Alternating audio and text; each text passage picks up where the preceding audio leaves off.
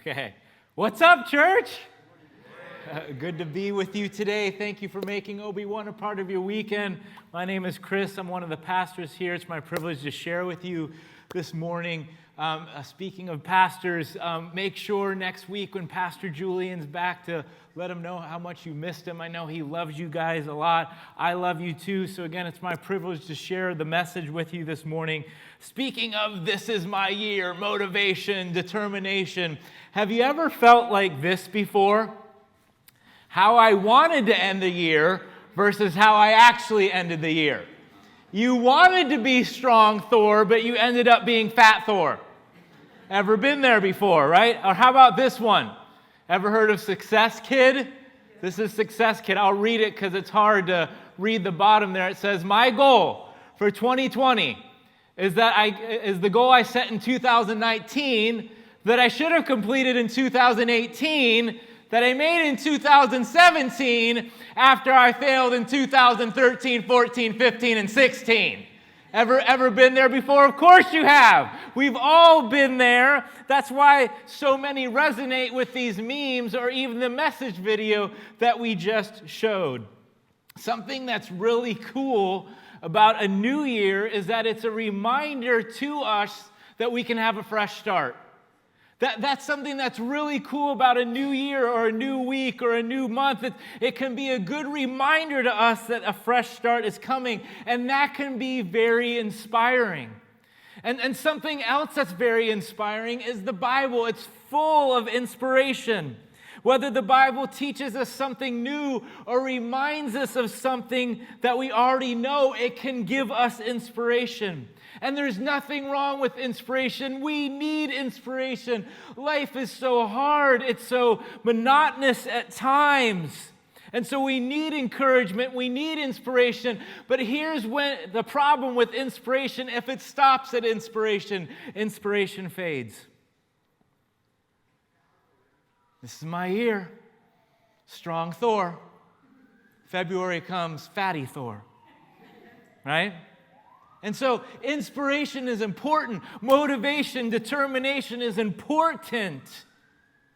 But if it stops at inspiration, it fades. And so listen to what the Bible says our response should be when hearing the Bible. James 1 says this. You can follow along on the screen, if you're taking notes, if you have a cell phone, a Bible, anything can help. James 1 says this. Don't fool yourself into thinking that you're a listener when you're anything but, letting the word go in one ear and out the other. Circle this if you're taking notes. Act on what you hear. Those who hear and don't and act are like those who glance in the mirror, walk away, and 2 minutes later have no idea who they are or what they look like. But whoever catches a glimpse of the revealed counsel of God, the free life, even out of the corner of his eye, and sticks with it, it is no distracted scatterbrain, but a man or woman of action. That person will find delight and affirmation in the action.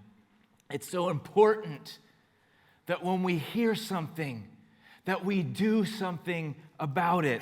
It can't stop at inspiration. This is my year. This is my day. It starts today. It ends here.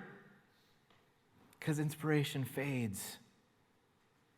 But when inspiration, this is my year, this is my day, leads to application, and we stick to it, that's the game changer.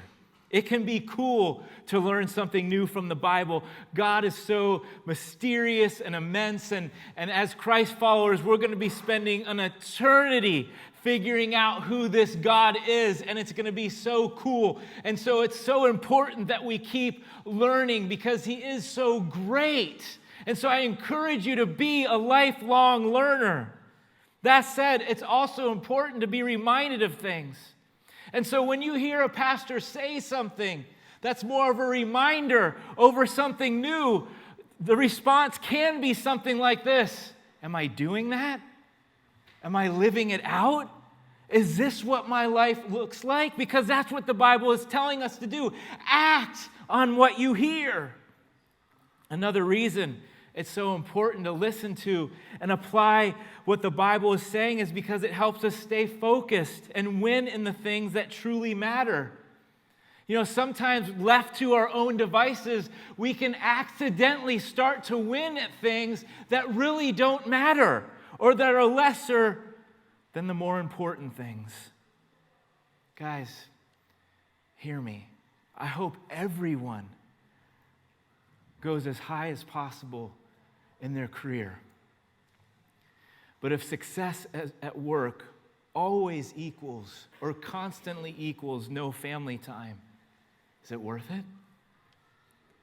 Guys, I hope that each of you are financially successful and that you're seeing the blessings of God in that way.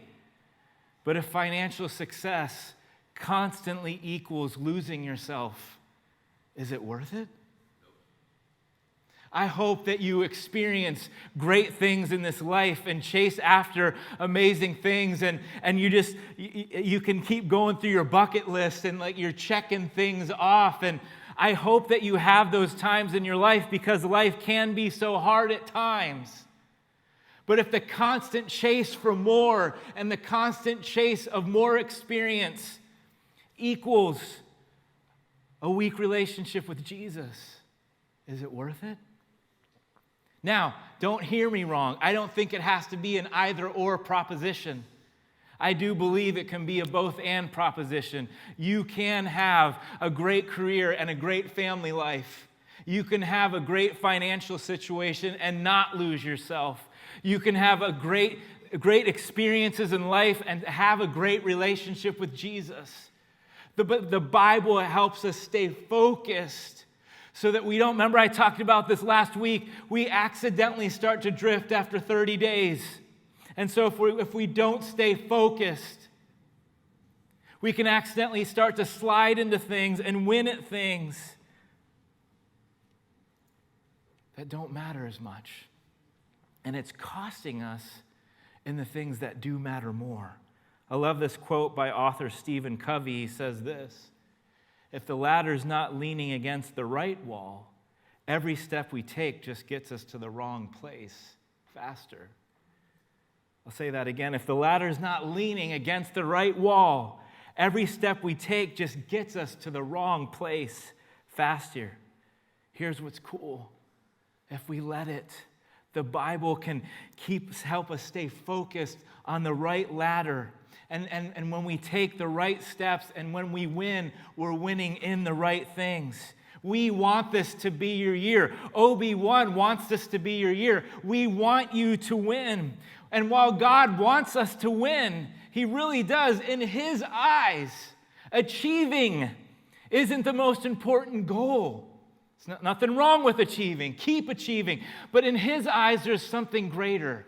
And it's who you're becoming. Who you're becoming.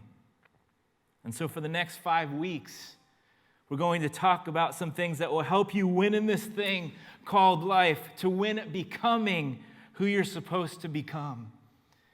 Now, ready for this? I've heard this. Did you know? I've heard this before. Approximately 1 out of every 2 San Diegans say this. They report sometimes or always feeling alone. Wow. 1 out of that. Think about that for a moment. That means every other person you see within your day could potentially be feeling left out or feeling alone sometimes or even always. It's a problem. Now, this is probably obvious, but people are less likely to experience loneliness when they have in-person interactions. Notice I didn't say Facebook interactions or Insta interactions. Nothing wrong with those things at all, but in-person interactions. And guess what? God knew that, shocker. Wow, God's cool. He knew that. And He says, and look what it says in Ecclesiastes 4. 2 people are better off than 1, for they can help each other succeed. Do you see God's heart? God created you for friendship, and on a bigger scale, He's created you for a community. It doesn't matter your personality. It doesn't matter if you're an introvert or an extrovert. He's created you for a community. If you're an extrovert, you might have 1,000 people in your community. If you're an introvert, you might have 2.5. Right? But the whole point is not doing life alone and doing it together, because that's what He's created us for. Never intended us to do life alone. Guys, even Hollywood gets this. Think of some of the most famous sitcoms out there. What do they have in common? Community. Cheers. Everyone knows your frickin' name. Friends. I'll be there for you when the rain starts to fall. Don't make me sing it. How I Met Your Mother. Doing life together.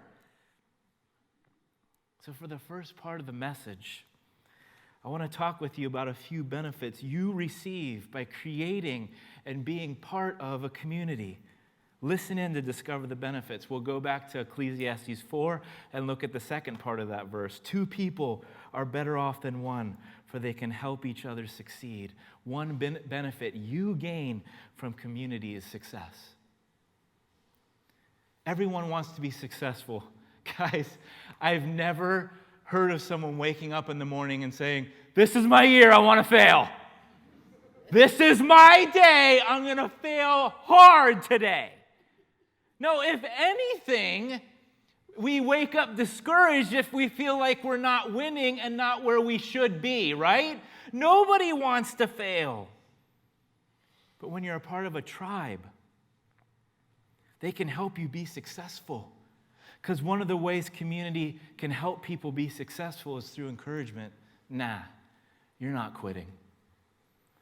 I was where you were at before. I know it's tough, but you're going to keep going. And if you need my help to keep going, I'll help you. In fact, do you know that one of the reasons God says to not stop meeting together and just to continue to gather like we are is so that it's not only one of the reasons, of course, but it's a big one, is so that we can encourage one another? Why? Because life is hard at times. Life's tough. It blindsides us at times, and we need people in our lives. We need familiar faces in our lives where at least someone knows our name. How are you doing? To where you trust that you can really give them the real answer. Man, I'm just not doing as well today. Oh man, what's going on? Sometimes we spend all week being beat down. And so that when we gather together to elevate God and connect, it can be helpful. Community can bring success.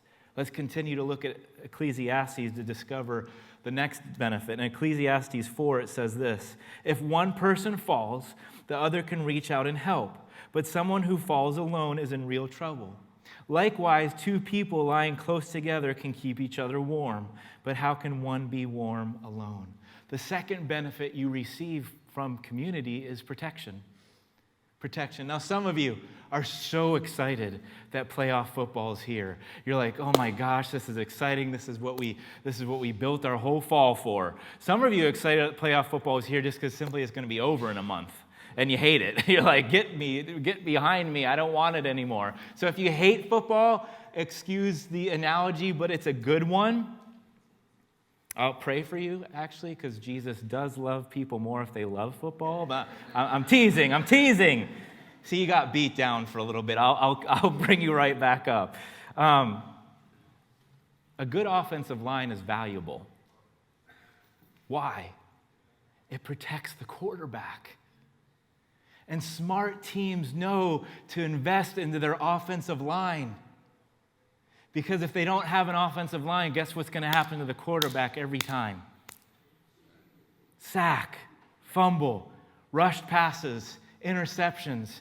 You can't win many games if you have no offensive line or an ineffective offensive line. But guys, it's the same in life. We're trying to throw the ball and win. And if we don't have community around us to protect us, it just feels like one sack after another, and there's not even someone there to come pick us up. So community can give protection.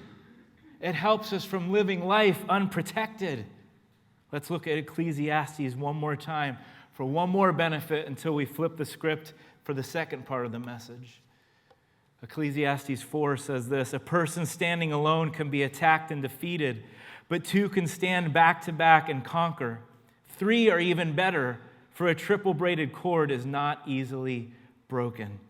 Benefit number 3 that you receive by being in community is strength. Did you know that geese flying together, it's known as the flying V, conserve more energy if they were if they were flying alone? So them flying together, they conserve more energy than them just flying alone. Man, let's learn from them. Let's learn from them. If we apply what they do, maybe we'd be stronger because we wouldn't be expending so much energy by doing it alone. If we could just admit that we need each other and then rely on others, maybe, just maybe, we'd be stronger when life hits, when hard seasons hit. Maybe, just maybe, we'd be stronger when opportunity comes our way. Are you flying solo? It might seem great for a while. Nobody's opinion but mine. I don't have to deal with anybody else. It's my own choices. It's my own thing. I'm not waiting for anyone else. Oh, this feels so good. Not thinking of anyone. Oh, man. Now, there is nothing wrong with intentional alone time. But you need people. And they need you. Because it might seem great for a while, and it usually does. But we need other people's strength. Think of your life as a piece of coal. If we had a barbecue going right now, and there was like 50 coal in there, and it was all going, the fire's going, if I take that coal out of the fire, within minutes, it's going to die out. And that's what happens to us when we do life alone. But we gain strength when we're with people. Community can provide strength. And while there are many more benefits that community can bring to our lives, I want to switch gears for our remaining time. I want to take a glimpse at a friendship in the Bible that we can learn from when in relation to community. And I realize that community is a greater scope than one single friendship, but the things that we're going to learn in there is invaluable to having us in community. What I'm going to talk about today, it can be applied to any context. So if you need to apply it to another context, do that. But for today's message, for today's talk, I'm going to talk about in this text sake of community.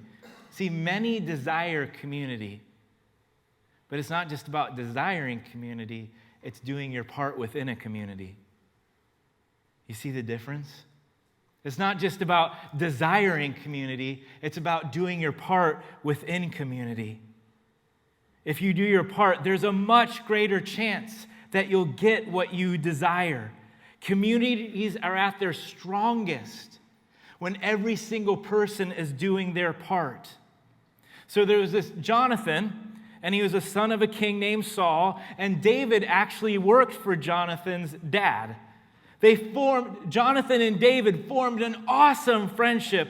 We're just going to take a look at a few glimpses, a few snapshots today. So I would encourage you to go home and read their story in 1 Samuel. It's a really, really cool real-life story of an awesome friendship. Because we're only going to take a look at a few snapshots. But it says this in 1 Samuel 18. Jonathan and David became close friends. Jonathan loved David just as he loved himself. Number one, if you want this truly to be your year, it's time to take initiative. Jonathan loved David as he loved himself. Sound familiar? Jesus would come later and be like, you know what? You guys complicated this thing way too much. Let me make this easy for you. This thing called Christianity. It's about two things. Love God and love others as you love yourself. And that's what Jonathan was doing. See, love is used in so many different ways today. There's nothing wrong with it, but I think you'll get what I'm about to say. I love ice cream. And I know you do. I love movies. I love that song. I love my wife. Right? We use it in so many different ways, but for the first few examples, if we're using love in that way, do you know what we're doing? We're deducing it to a feeling. I love ice cream because I love how it makes this feel. And again, there's nothing wrong. Go home today and shout out that you love ice cream. I don't care. I'm not saying you're doing anything wrong. But if we're not careful, we deduce this thing called love to a feeling. To a feeling. But love is more than a feeling. Love is about taking initiative. Love is about going first. Listen to how the Bible describes love. Love is patient. Ooh, that's a hard one because I want to wring his neck. Love is kind. It doesn't dishonor others. It doesn't become easily angry. It protects. It trusts. See, loneliness is one reason that God came up with this crazy concept. And it is crazy. It is crazy, this crazy concept called the church. One of his remedies for the epidemic of loneliness was the church, so people could do life together. And when it comes to being a part of a church, it's so important for us to love others by taking initiative instead of constantly waiting for others to make the first move. Think about it. If everyone waits for someone else to make the first move, no one's doing it because everyone waited. Someone has to make the first move, and love makes the first move. But here's the funny thing about initiative. Because you know what? Shocker, the Bible actually has some truth in it. I kid you not. Actually, it's all truth. But it says in the Bible that we reap what we sow. If you sow waiting for community, you might be disappointed at what you get in return. Maybe not. But if you sow love into a community, you may be surprised how it returns to you. You want this to be your year? Take initiative. Let's take another glimpse of their friendship. It's right again in 1 Samuel 18. Jonathan made a covenant with David because he loved him just as he loved himself. If this is going to be your year, if things are truly going to be different this time around, number 2, be loyal. Be loyal. See, loyalty can be hard to find. You want to know why it's hard to find? Because loyalty usually costs something. It costs something to be loyal. It's not usually free. Now, again, you can take the context of loyalty and apply it to anything that you need, but for the sake of this message, we're going to be talking about church community. I want you to be honest about the following question. There's no condemnation here. There's no guilt here. Just whatever comes to your mind first. What does church mean to you? Is it something you attend? Is it a place you go to? Or is it something that you're a part of? So different. See, there's nothing wrong with attending a church. It has to start there, but it shouldn't end there. If you're a Christ follower, one of God's goals is that you not just attend a church, but that you're a part of the church. Being a part of something is different than just attending something. When you're a part, you have a stake in it. When you're a part, you do your part to make it the best that you can be instead of criticizing it. When you're a part, initiative is taken. Now, I realize that we come to a building together, but the church isn't a place, it's a people. Before Jesus ascended, he didn't stare at a few buildings and say, "You're going to build it." "Oh, wow, that's a beautiful building. You're it."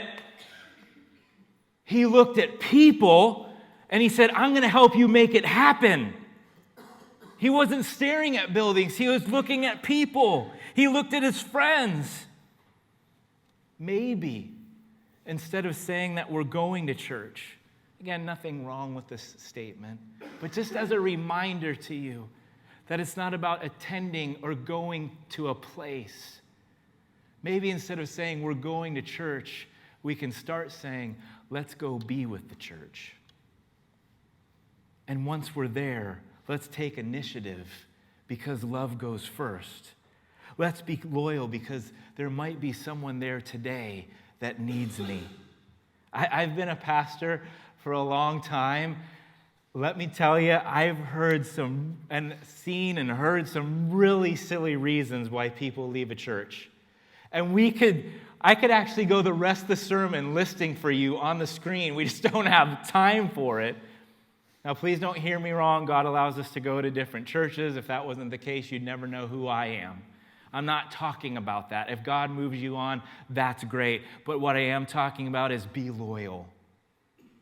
Be a part of a community. Be a part of something bigger than yourself. Don't leave for silly reasons that don't matter in the end. Stay when it's hard. Stay when it doesn't go your way. Loyalty does cost you something, but you know what's cool is when loyalty comes back to you in return. Man, sometimes the people that give a community up for silly things and then they're left alone. But if they would have just stayed through and they saw loyalty return to them, man, it can just mean so much when we're going through difficult times. On days where you come to be with the church, start asking yourself, what can I do for someone else today? How can I take initiative today? How can I show loyalty today? See, Jesus didn't die so that you could attend the church or go to a building. That's kind of boring. Because after a while, it's boring hearing from us weirdos.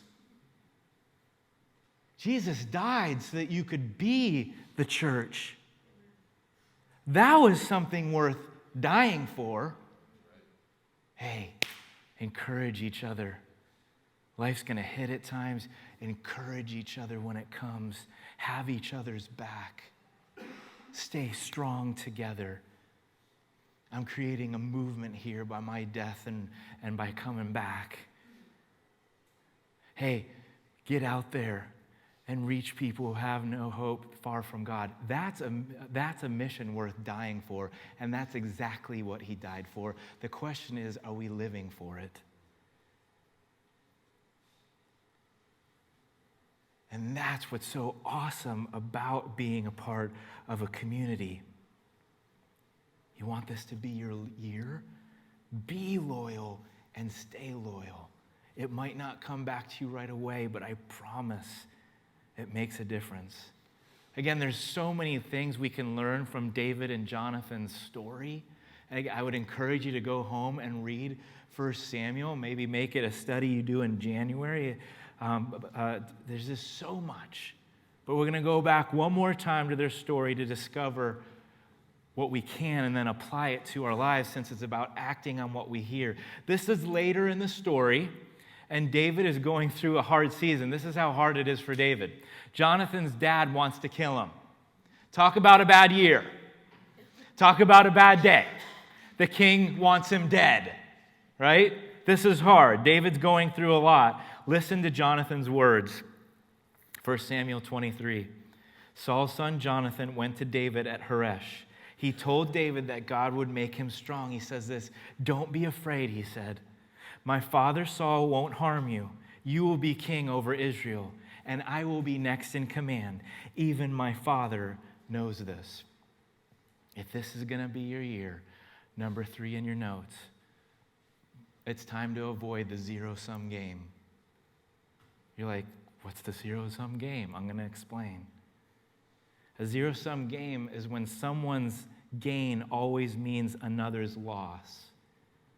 And here's why that's significant. Everyone can't win in a zero-sum game.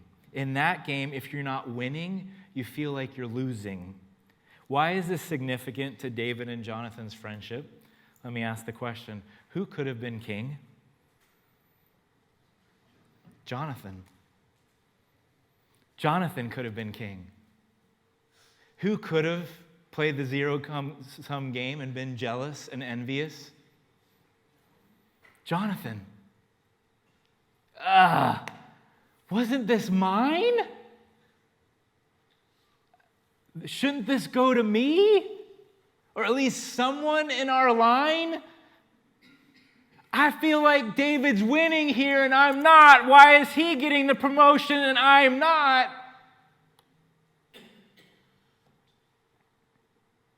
That's not fair.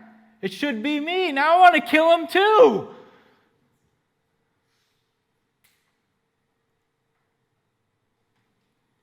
Instead of having a zero-sum game heart, instead of having a jealous heart, Jonathan had an encouraging and loyal heart. Hey, don't be afraid. You'll be king, and I've got your back. And I'll even do something better for you. I'll be second in command. He avoided the zero-sum game. I remember a time in my life, and there's obviously several times of what I'm about to be transparent with you about, but I remember a time in my life where there was a family member that was winning in a way that I wasn't. And it's almost embarrassing to say today because I love this person. This person has struggled in many things in their life. And they were finally winning at something that I wasn't winning in. And I'll tell you, the first response out of me wasn't, yay! It was like, why am I losing? I've been going at this hard. Why are they winning and I'm not? It can get the best of all of us. We have to fight off the zero-sum game. Because, you see, in community, everyone can win. Just because one person is successful, that doesn't mean others have to lose. We can celebrate and share in one another's victories. How many of you are competitive? The most competitive person in the room shot her hand up right away, like, I'm going to be the first one, right? I win. Yeah, some of you are competitive, right? There's nothing wrong with competition. I remember one time, how many of you have ever played the game Catchphrase? Anybody? It's like hot potato. You have this thing in your hands, and your team's trying to guess which word you're trying to describe to them, and you want to get it out. It's starting to ding, ding, ding, ding, ding, ding, and you don't want that to go out because if you left it in your hand, you're going to lose. And so me and my wife were playing against my friend and his wife, and the husbands were like all into the competition. We're going to win this game. Come on. Guess what the wives were doing? Sharing in each other's victories. No, this is death here. We're going to win this catchphrase game. This is for all the glory here. Obviously, I'm teasing, kind of, because I am competitive. Now, there's nothing wrong with competition. But when you're in community, you compete for others, not against others. You compete for the community, not just yourself. Is it okay to compete for yourself? Yes. But it's not just about yourself. So when someone wins, we can all share in that victory. When someone loses, we help them up. Again, take team sports. You compete so that the whole team wins. Individual records and stats might mean something, and they can be great. But if your team loses, you'll take the stats away if it meant that they would have won. And if you do win, stats might not mean that much either. The people that truly get it would rather be a Super Bowl winner than a Pro Bowl player. Why? Because it's about the team. It's about the community. Being in community can sometimes be a selfless act. Thinking about others, having the back of others. It costs us something. That said, it's so much sweeter. It's so much greater when you look around to celebrate and there's people with you. But how lonely it can be when we're ready to celebrate and we realize, oh my gosh, there's no one to celebrate with. And when we lose, it's so much better to be around people that get us and want to help us back up. And how much harder it is to get back up when we lose if we're doing life alone. So it's important as the worship team comes back to the front, it's so important to avoid the zero-sum game, to ask God to help us fight off our jealous and envious hearts, because it's hard to be in community with others when we're jealous. Jealousy causes us to feel like we're losing when other people are winning, especially when we're not winning in the area that they're winning in. If we're jealous, it's going to be hard to fight for others and want good things for them. Pray for them? Have they seen my life? They're struggling. They haven't seen what I've gone through. Welcome to the real world, right? What they're going through doesn't compare to what I've been through. Now they're just growing up a little bit. They got all the breaks anyways. They can struggle a little bit. I went through it. They don't need the help. Encourage them. Give them hope. I don't have any of that. Welcome to the party. Right? That's what playing the zero-sum game, giving into our jealous hearts can do.